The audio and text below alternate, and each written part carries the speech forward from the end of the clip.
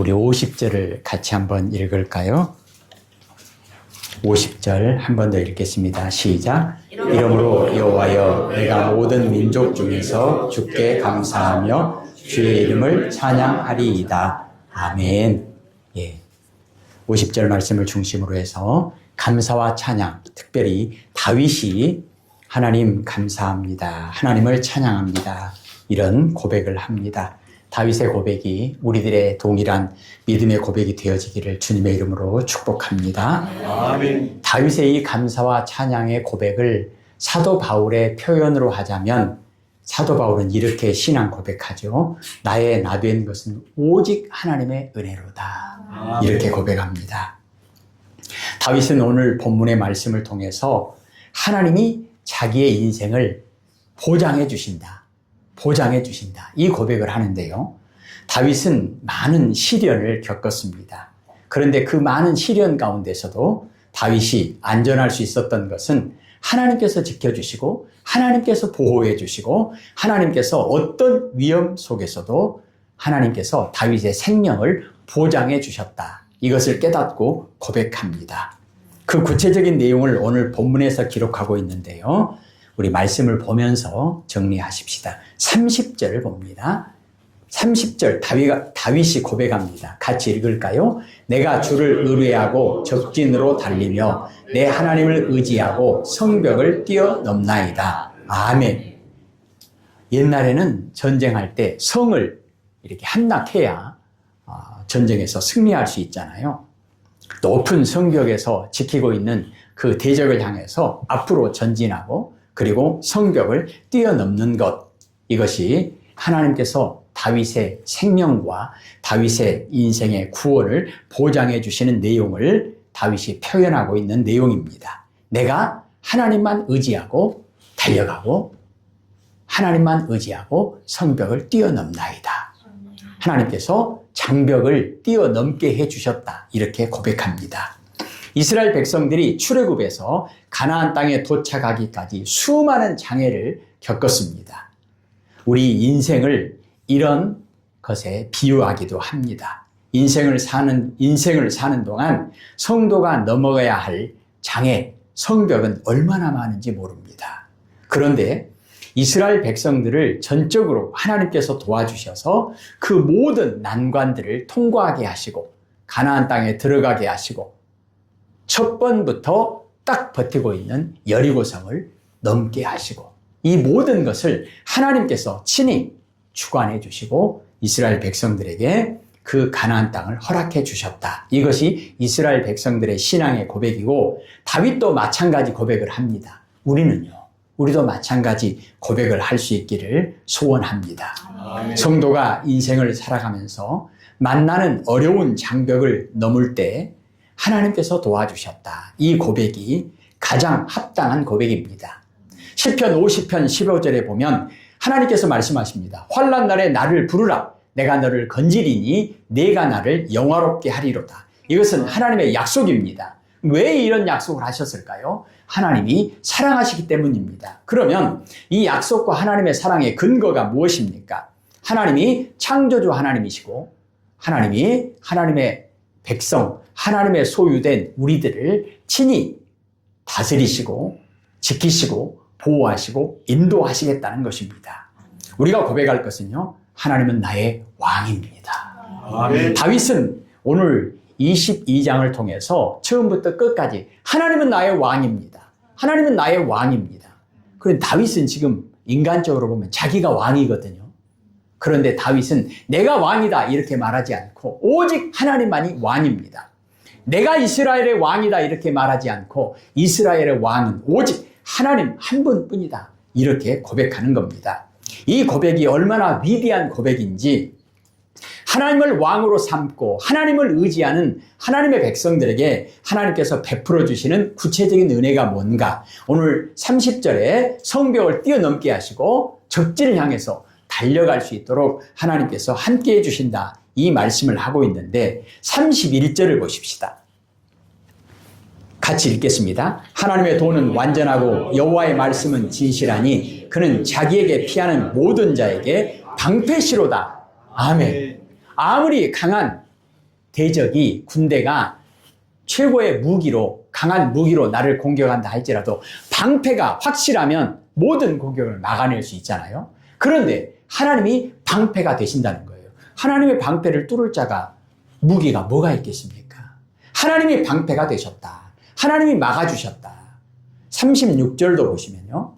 주께서 또 주의 구원의 방패를 내게 주시며 주의 온유함이 나를 크게 하셨나이다.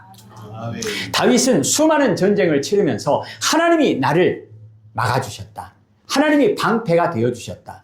그러니까 아무도 그 누구도 그 어떤 것도 다윗을 해칠 수 없었다는 거예요. 방패만 되어주시느냐? 그렇지 않습니다. 33절은 다윗이 또 위대한 고백을 하죠. 33절 보십시다. 하나님은 나의 견고한 요새시며 나를 안전한 곳으로 인도하시며. 아멘. 다윗의 인생은 파란만장한 삶이었습니다. 그는 수많은 위험을 겪었습니다. 그런데 그런 위험을 겪으면서 다윗은 오히려 찬송합니다. 뭐라고 찬송하냐면 하나님은 나의 방패십니다. 그렇게 찬송하잖아요. 여호와는 나의 다윗입니다. 여호와는 나의 요새이십니다. 여호와는 나의 안전한 성입니다. 이렇게 고백합니다. 34절을 읽겠습니다. 나의 발로 암사슴 발 같게 하시며 나를 나의 높은 곳에 세우시며. 아멘. 여호와는 우리의 걸음을 암사슴처럼 빠르게 하시고 우리의 손을 가르쳐 싸우게 하신다. 이렇게 고백합니다. 하나님은 성도를 안전하게 보호하시는 하나님은 나의 요새이십니다. 이 고백을 합니다. 그런데 어떤 요새입니까? 33절을 다시 한번 보시면요. 견고한 요새십니다. 견고한 요새십니다. 그 누구도 그 요새를 뚫을 수 없고 그 누구도 그 요새를 무너뜨릴 수 없습니다. 아멘. 이것이 다윗의 고백입니다. 오늘 우리도 동일한 고백을 우리의 입술을 통해서 고백합니다. 아멘. 그리고 다윗은 수많은 전쟁을 하게 되는데 다윗이 싸울 때 대적을 물리치러 나갈 때 다윗은 승리했습니까? 승리했습니다. 이 승리의 보장도 하나님께 있고 승리의 약속도 하나님께 있는데 구체적으로 다윗이 고백하는 내용이 뭐냐면요. 35절을 읽겠습니다. 내 손을 가르쳐 싸우게 하시니 내 팔이 놋 활을 당기도다. 아멘. 하나님께서 가르쳐 주신다는 거예요. 하나님께서 활을 어떻게 쏠지 가르쳐 주신다는 거예요. 사실은 다윗의 손에 들려진 화살은 지금 다윗이 손으로 잡고 있는 것 같지만 다윗이 겨냥하고 있는 것 같지만 사실은 하나님의 손에 들려진 하나님의 활이요. 하나님의 화살입니다. 누가 그걸 감당할 수 있겠어요? 다윗의 손에 들려진 그 물맷돌을 골리앗이 어찌 감당할 수 있겠습니까? 왜죠? 그건 하나님의 손에 들려진 하나님의 물맷돌입니다. 모세의 손에 들려진 지팡이. 모세는 겉으로 보면 인간적으로 보면 힘이 없는 노인입니다. 비틀거립니다. 그런데 하나님께서 모세의 손에 들려주신 그 지팡이는 모세의 지팡이가 아니고 하나님의 지팡이입니다. 아멘. 다윗은 대적을 물리칠 그런 힘과 능력과 지혜와 그런 힘이 없습니다. 그런데 대적을 하나님께서 물리치게 해주시는데 다윗이 고백하는 내용입니다. 38절을 읽겠습니다. 내가 내 원수를 뒤쫓아 멸하여 싸우며 그들을 무찌르기 전에는 돌이키지 아니하였나이다. 39절이요. 내가 그들을 무찔러 전멸시켰더니 그들이 내 발 아래에 엎드러지고 능히 일어나지 못하였나이다. 아멘. 이스라엘 백성들은 전쟁을 일삼고 전쟁에 어렸을 때부터 단련된 그런 사람들이 아닙니다. 심지어 이스라엘 백성들 가운데 왕 그리고 그 아들 칼이 2자루밖에 없다. 이런 내용도 나올 정도로 그건 전쟁하고는 전혀 무관한 그냥 양이나 치고 하는 그런 사람들이에요. 그런 백성들이에요. 다윗도 군인 출신이 아닙니다. 어렸을 때부터 뭐 전쟁을 훈련하거나 연습했던 사람도 아닙니다. 그냥 양치는 목동 소년이었습니다. 그런데 다윗이 고백하는 내용이 뭐죠? 내가 원수를 뒤쫓아 멸했고 그리고 완전히 진멸시켜버렸다. 내 발 아래에서 원수들이 엎드러지고 다시는 일어나지 못하게 되었다. 이렇게 고백합니다.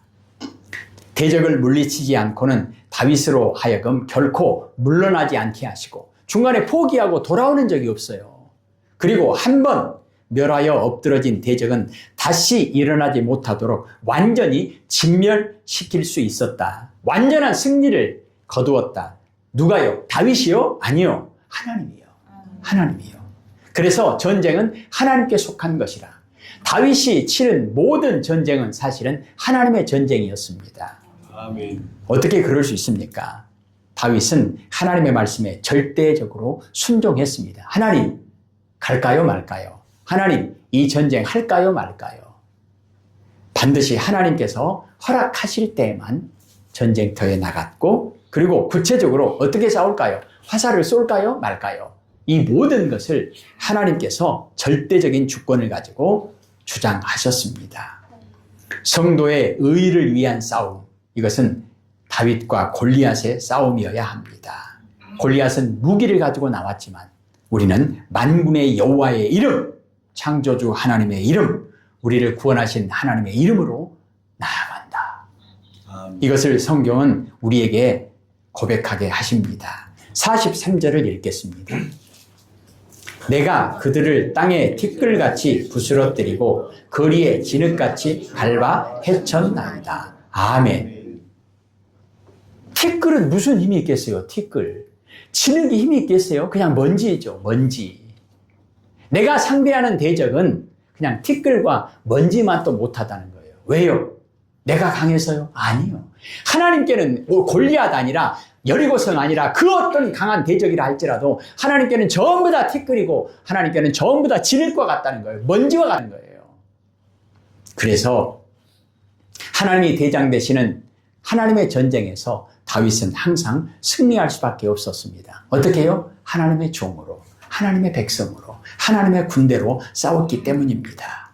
이스라엘 백성들이 애굽에서 출애굽할 때 이스라엘 백성들 힘으로 나왔습니까? 독립운동을 했습니까? 싸웠습니까? 아니요. 10가지 재앙, 처음부터 끝까지 하나님께서 애굽을 완전히 진멸시키셨습니다. 그리고 이스라엘 백성들은 그냥 나온 겁니다. 다윗이 고백하는 그 전쟁의 승리의 비결이 바로 그것입니다. 하나님은 나의 왕이십니다. 다윗뿐만 아니라 우리도 동일한 고백을 할 수 있어야 합니다. 어떤 고백이죠? 하나님은 성도의 능력이십니다. 하나님은 성도의 보호자이십니다. 하나님은 성도를 승리케 하시는 분입니다. 아멘. 마태복음 6장 33절 그러므로 너희는 하나님의 나라와 그의 의를 구하라. 그러면 이 모든 것을 너희에게 더하여 주시리라. 이 모든 것이 의식주, 먹는 거, 마시는 거, 입는 거, 잠자는 거 이것만입니까? 그렇지 않습니다. 모든 것, 모든 것, 모든 것. 다윗은 그 모든 것 가운데 전쟁에 승리하게 하시는 분이 하나님이시다. 이것을 고백하게 하십니다. 시편 121편에 내가 눈을 들어 산을 보니 나의 도움이 어디서 올까? 누가 나를 도와줄까? 나의 도움은 천지를 지으신 여호와 하나님에게서로다. 아멘. 지금까지도 그랬지만 앞으로 우리가 나의 도움은 어디서 올까? 동쪽에서 올까? 서쪽에서 올까? 남쪽에서 올까? 북쪽에서 올까? 두리번거리지 마시고 나의 도움은 오직 천지를 지으신 여호와 하나님에게서로다. 아멘. 고백할 수 있기를 소원합니다. 아멘. 우리 앞에 한번 보실까요? 어떻게 하라는 거죠? 시편 73편 28절 같이 읽겠습니다. 하나님께 가까이함이 내게 복이라. 내가 주 여호와를 나의 피난처로 삼아 주의 모든 행적을 전파하리이다. 아멘. 아멘. 우리의 피난처 되시는 하나님이 우리의 견고한 요새 되시고 나를 안전한 곳으로 인도하시는도다. 아멘. 이어지는 내용 가운데 40절, 41절을 보십시다. 40절입니다. 이는 주께서 내게 전쟁하게 하려고 능력으로 내게 띠띠우사 일어나 나를 치는 자를 내게 굴복하게 하셨사오며 주께서 또 내 원수의 등을 내게로 향하게 하시고 내게 나를 미워하는 자를 끊어버리게 하셨음이니이다. 아멘. 전쟁의 모든 준비 하나님이 하시는 거예요. 그리고 대적이 나를 향해서 막 공격하고 나를 죽이려고 쳐들어오는 것이 아니라 등을 돌리고 도망가는 거예요. 도망가는 거예요. 하나님이 그렇게 하신다는 거예요. 다윗은 이 내용을 통해서 승리의 감격을 고백합니다. 그러면 다윗을 둘러싼 대적의 수가 아무리 많아도 다윗을 이기지 못하는 거예요. 거기 보세요. 도망간다잖아요. 등 돌리고 도망간다잖아요. 왜 이러냐? 왜 이러냐? 힘이 약해서입니까? 군대 숫자가 부족했습니까? 아니요. 지금 이스라엘 백성들은 군대 숫자도 부족할 뿐만 아니라 무기도 형편없어요. 그리고 뭐 전쟁 준비 훈련도 받은 그런 정예 부대도 아닙니다. 근데 왜 이렇게 승리가 확실하게 보장되었냐? 42절을 읽겠습니다. 그들이 도움을 구해도 구원할 자가 없었고 여호와께 부르짖어도 대답하지 아니하셨나이다. 아멘. 무슨 말이에요? 원수들에게는 하나님이 없다는 거예요. 하나님이 함께 하시지 않는다는 거예요. 엘리야와 바알, 아세라 우상을 숭배하는 850명과 1대 850명으로 붙었습니다. 그런데 승리는 누구에게 있습니까? 엘리야에게 있습니다. 왜죠? 엘리야에게는 하나님이 함께 하시는 임마누엘의 하나님이 있고 나머지는요, 하나님이 없어요. 그러니까 백전백패입니다. 다윗이 고백하는 것이 그거예요. 수많은 원수들이 나를 공격해 왔는데 다 도망간다는 거예요. 왜? 그들에게는 하나님이 함께 하시지 않기 때문이다. 다윗의 원수들은 땅에 티끌같이 부스러뜨려지고 거리에 진흙같이 밟아 헤쳐졌다. 43절에 그렇게 되어 있죠. 한 번 더 읽을까요? 내가 그들을 땅에 티끌같이 부스러뜨리고 거리에 진흙같이 밟아 헤쳤나이다. 아멘. 다윗은 승리 후에 하나님께 오직 감사할 뿐입니다. 왜 그렇죠? 다윗이 전쟁에서 승리한 것은 다윗이 잘해서 그렇습니까? 아니에요. 다윗이 골리앗처럼 강해서 그렇습니까? 아니에요. 다윗의 성이 여리고 성처럼 튼튼하고 견고해서 그렇습니까? 아니에요. 다윗의 군대가 막 수십만 명, 수백만 명이어서 그렇습니까? 정예부대여서 그렇습니까? 아니에요. 원수들이 이기지 못하고 내가 이기는 것은, 우리가 이기는 것은 이유가 뭐냐? 하나님이 함께 하시기 때문이다. 아멘. 다윗과 사울의 인생을 비교하면서 성경은 다윗의 집은 점점 강성해지고 사울의 집은 점점 약해졌다. 왜죠? 다윗은 하나님이 함께 하시는 인생이었고 사울은 하나님을 떠난 하나님께 버림받은 인생이었기 때문에 그렇습니다. 그러니까 하나님이 함께 하시느냐, 함께 하시지 않느냐, 이것이 모든 구원과 전쟁의 승리의 가장 중요한 근거요, 내용이라는 것입니다. 다윗의 인생은 한마디로 임마누엘의 인생이었습니다. 그러니까 승리하는 인생이죠. 그래서 다윗은 이 모든 것을 고백하면서 다윗이 할 수 있는 것은 뭐죠? 오직 하나님께만 영광을 돌리는 겁니다. 그 내용이 하나님께 감사하고 하나님을 찬양합니다. 이렇게 고백합니다. 47절을 보십시다. 읽겠습니다. 여호와의 사심을 두고 나의 반석을 찬송하며 내 구원의 반석이신 하나님을 높일지로다. 아멘. 내가 하나님을 높일지로다. 다윗은 하나님께서 베푸신 은혜를 헤아려 보면서 백성의 다툼에서 건지셨고 보존하셨고 으뜸을 삼으신 축복을 기억했습니다. 다윗은 스스로 높인 것이 아니라 다윗이 한 일은 뭐냐면 오직 하나님만 높이는 거예요. 그 내용이 뭐죠? 하나님께 감사하는 거예요. 오직 하나님께만 감사. 오직 하나님께만 감사. 그런데 뭘 감사하느냐? 하나님의 은혜에 대해서 감사하고 찬양하는 겁니다. 그게 하나님께 영광을 돌리는 거예요. 오직 하나님께만 영광을 돌리는 거예요. 전쟁에서 승리하고 나면 오직 하나님께만 영광을 돌리는 거예요. 하나님께만 높이는 거예요. 당연하죠. 지극히 당연하죠. 내 힘으로 승리한 것이 아니고 하나님께서 우리의 대장 되셔서 하나님께서 승리를 거저 주셨는데 하나님께만 영광 돌리는 것, 하나님만 높이는 것, 하나님께 감사와 찬양을 올리는 것은 지극히 당연한 거죠. 그런데 이 지극히 당연한 것을 모든 사람이 다 할 수 있어야 하는데 그렇지 않더라는 거예요. 다윗은 하나님을 참으로 경배하고 찬양했습니다. 성도들의 반석 되신 하나님의 은혜를 감사할 줄 아는 믿음으로 찬송 중에 거하실 하나님을 높이고 기뻐해야 한다는 것입니다. 다윗이 오직 하나님만 높이는 거예요. 그런데 다윗은 오직 하나님만 높였는데 결과는 어떻게 됐느냐? 48절 보십시다. 이 하나님이 나를 위하여 보복하시고 민족들이 내게 복종하게 하시며, 예, 이게 웬일입니까? 다윗은 하나님만 높였는데 하나님이 대적을 다 물리쳐 주시고, 이게 승리하는 거잖아요. 개선 장군이에요. 승리하는 장군이에요. 그 다음에요, 백성들이 복종하게 하시며. 49절이요. 나를 원수들에게서 이끌어내시며 나를 대적하는 자 위에 나를 높이시고 나를 강포하는 자에게서 건지시는도다. 아멘. 건져주시는 거예요. 막 어려운 일이 있을 때 건져주시는 거예요. 바울과 실라가 감옥에 갇혔을 때 찬송과 기도만 했는데 하나님께서 바울을 건져주시는 거예요. 빼내주시는 거예요. 사자 입속에, 호랑 입속에 이미 들어가 버렸는데 거기서 빼내주시는 거예요. 사자 이빨 다 빼불고 호랑이 막 찢어불고 막 거기서 빼내주시는 거예요. 구원해 주시는 거예요.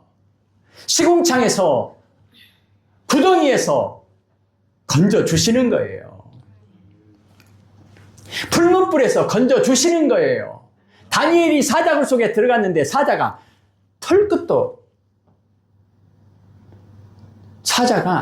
다니엘을 전혀 다니엘은 털이 없으니까 털끝도 못 건드린다. 머리털도 못 건드린다.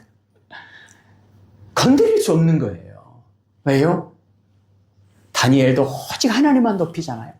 사드락, 메삭, 아벳느고도 오직 하나님만 높이잖아요. 다윗도 오직 하나님만 높이잖아요. 바울과 실라도 오직 하나님만 높이잖아요. 그러니까 하나님께서 그들을 높여주시는 거예요. 높여주시는 구체적인 내용이 뭐예요? 구원해 주시는 거예요. 다윗이 하나님만 높였더니 47절 하나님만 높였더니 오히려 하나님께서 다윗을 높여주시는데 48절 49절이에요. 다시 한번 읽을까요? 48절 49절입니다. 이 하나님이 나를 위하여 보복하시고 민족들이 내게 복종하게 하시며 나를 원수들에게서 이끌어내시며 나를 대적하는 자 위에 나를 높이시고 나를 강포하는 자에게서 건지시는도다. 아멘. 예수님이 하나님만 높였잖아요. 그럼 하나님을 높이는 게 뭐냐? 하나님의 말씀에 절대적으로 순종하는 겁니다.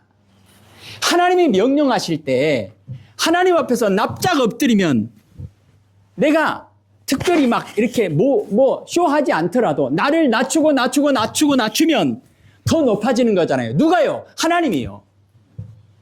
이 세배의 의미는 뭐죠? 세배 받는 분을 높이는 거예요. 딱 납작 엎드리는 것은 그만큼 그분을 높이는 거예요. 하나님 앞에 납작 엎드렸더니 하나님 앞에 나를 더 낮추고 납작 엎드렸더니 하나님께서 결과가 뭐죠? 나를 높이시는 거예요. 나를 높이시는 거예요. 나를 높이시는 거예요. 예수님께서 하나님의 말씀에 절대적으로 순종하셨더니 죽기까지 순종하셨더니 세상 모든 만민이 예수님 앞에 무릎 꿇게 하신 겁니다. 이게 원리라는 거예요. 이 원리를 다윗은 너무 잘 깨달았어요.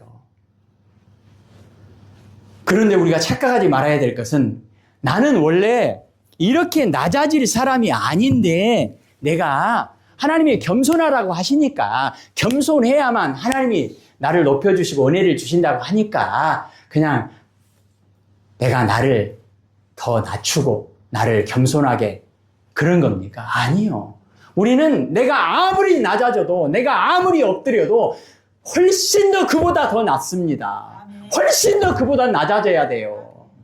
우리의 실상이 그렇다는 거예요. 나는 이 정도인데 그냥 하나님 앞이니까 하나님이 낮추라고 하니까 내가 조금 낮출까? 그게 아니에요. 나는 원래 과장님인데 겸손하라고 하니까 내가 대리처럼 행동해야지. 그게 아니에요. 우리는 대리는 무슨 대리요. 병장은 무슨 병장이요. 1등병도 아니고 대리도 아니고 그냥 말단 직원도 아니고 우리는 계약직도 아니고 우리는 사원도 아니에요. 아무것도 아니에요. 아무것도 아니에요. 내가 사장인데 내가 좀 나를 낮출까? 부장 정도 수준으로 낮출까? 그럼 내가 이 정도 겸손하구나. 택도 없는 소리예요. 우리는 나를 아무리 낮춘다 할지라도 원래 내 실상보다도 훨씬 더 우리는 더 높은 자리에 있는 거예요. 더 낮춰야 돼요. 부서져야 하리, 깨져야 하리. 부서져야 하리, 깨져야 하리. 우리는 티끌맛도 못한, 지능만도 못한 존재입니다. 그래서 성경에 그런 고백들을 하잖아요. 하나님, 나는 거름더미에 벌레만도 못합니다. 원래는 거름더미에 벌레만도 못한 존재가 아닌데 하나님 앞이니까 특별히 그렇게 그냥 말을 한 겁니까? 아니에요. 원래 거름더미에 벌레만도 못한 거예요. 아니, 그보다 더 못한 거예요. 다윗은 아무리 자기를 낮춰도 사실은 더 낮아져야 돼요. 그런데 하나님이 그 다윗의 겸손한 그 마음을 받으시고 다윗을 높여주셨다. 이렇게 고백합니다. 그리고 다윗의 인생을 한마디로 표현할 수 있는 내용이 뭔가요? 50절 읽겠습니다. 이러므로 여호와여 내가 모든 민족 중에서 주께 감사하며 주의 이름을 찬양하리이다. 아멘. 그럴 때 하나님께서 다윗에게 약속하신 하나님의 약속이 있습니다. 하나님의 뜻이 있습니다. 51절입니다. 여호와께서 그의 왕에게 큰 구원을 주시며 기름 부음 받은 자에게 인자를 베푸시며 영원하도록 다윗과 그 후손에게로다 하였더라. 아멘.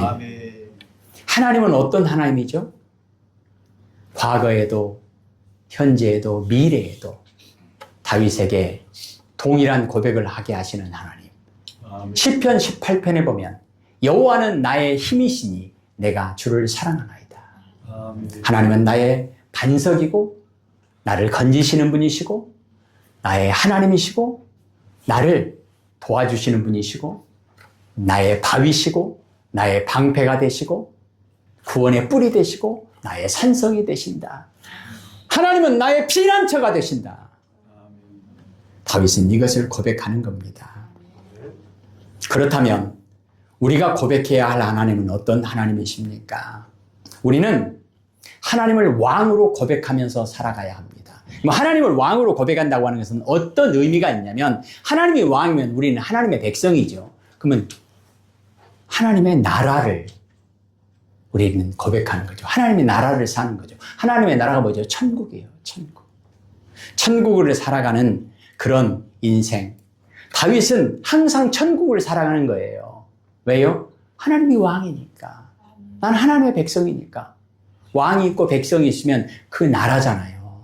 하나님의 나라. 하나님의 나라. 이번에 몽골 단기 선교팀이 와가지고 고백하는 내용이 뭐냐면 오직 하나님의 은혜구나. 하나님의 은혜가 바로 이거구나. 이런 고백을 했습니다.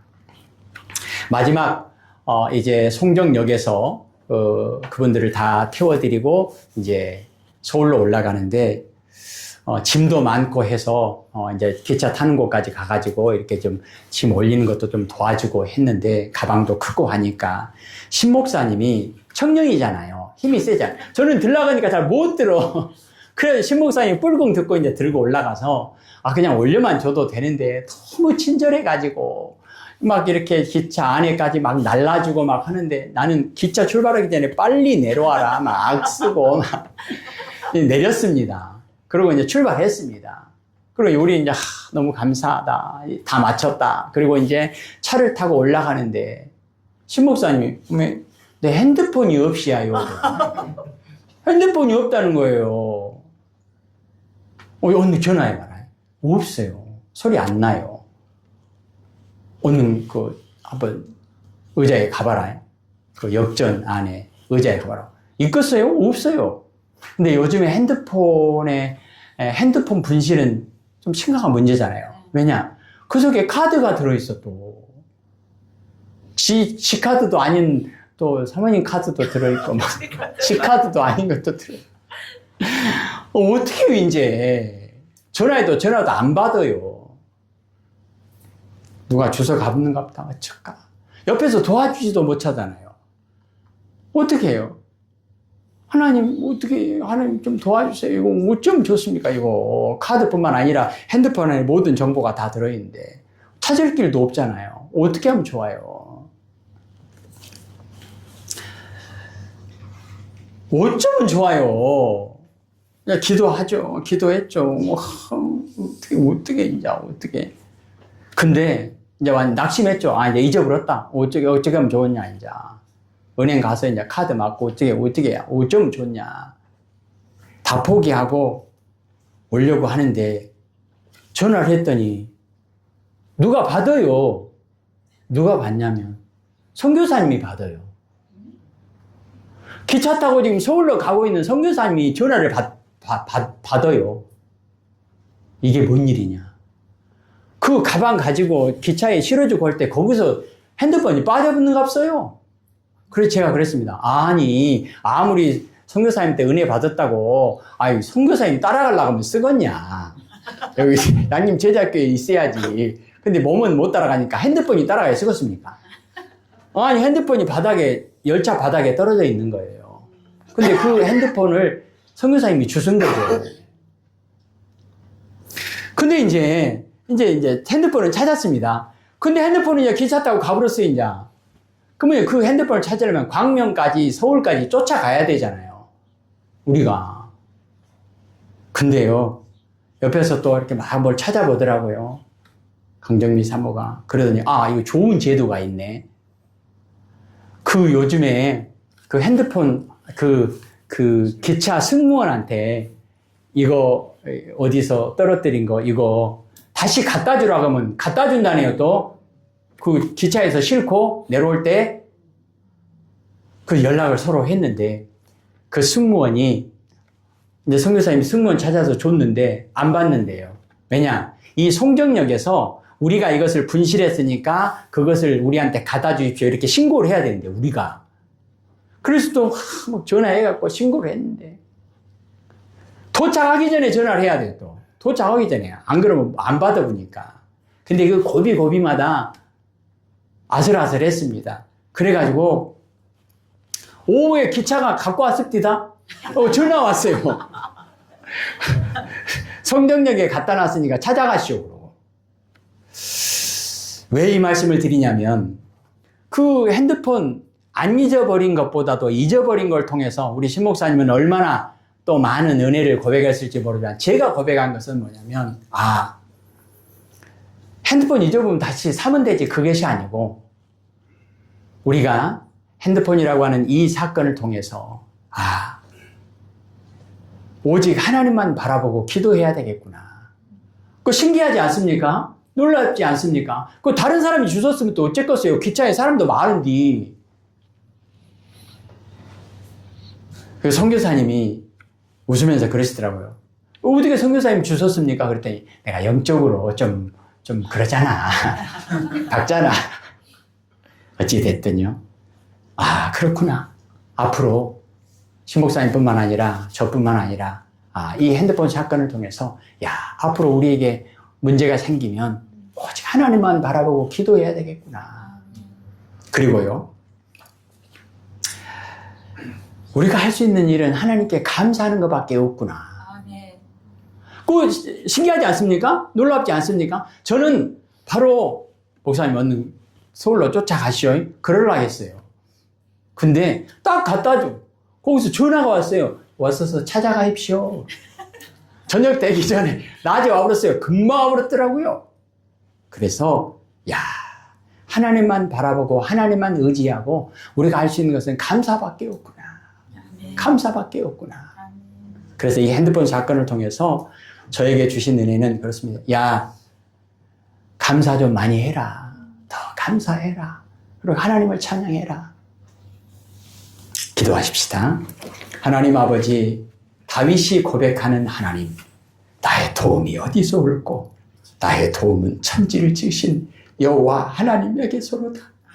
하나님만 의지하는 자에게 하나님이 도움과 방패가 되어주셔서 승리를 보장해 주시는 하나님, 하나님이 함께 하심으로 과거에도 함께 하셨고 지금도 함께 하시고 앞으로도 함께 하실 그 하나님, 에베네셀 하나님, 하나님이 언제나 나와 함께 하셔서 나에게 요새가 되어주시고 나에게 구원의 뿔이 되어주심을 다윗이 고백했던 것처럼 사자굴 속에 있어도 하나님이 함께 하시면, 풀무불 속에 있어도 하나님이 함께 하시면, 감옥 속에 있어도 하나님이 함께 하시면 그들에게 구원과 승리가 보장되어 하나님이 높여주시고 하나님께서 영광 받아주심을 고백하는 감사와 찬양으로 하나님께 기쁨이 되게 하시니 오늘 우리들에게도 동일한 은혜를, 동일한 믿음을 허락하여 주실 하나님을 찬양합니다. 하나님께 영광 돌립니다. 예수님 이름으로 기도합니다. 아멘.